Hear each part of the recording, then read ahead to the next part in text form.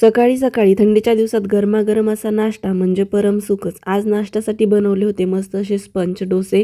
तर डोसे एवढे मस्त बनत होते ना, खूप छान जाळी पडत होती. खूप थंडीचा दिवस आहे तरीसुद्धा पीठ खूप छान परमनंट झालं होतं आणि मस्त असे डोसे बनत होते. बनवतच राहावं की काय असं वाटत होतं. त्यानंतर मस्त चटणीसोबत एन्जॉय केले.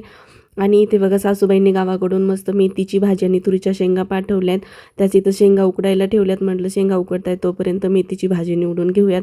आता गावाकडून काही पाठवलं नाही, आपण ते वेळेचं खाल्लं ना तर त्यांना पाठवणाऱ्यांना सुद्धा बरं वाटतं, तेवढं समाधान वाटतं. ते वाया जायला नाही पाहिजे, मला तर असं वाटतं, कारण ते तेवढ्या प्रेमाने पाठवतात.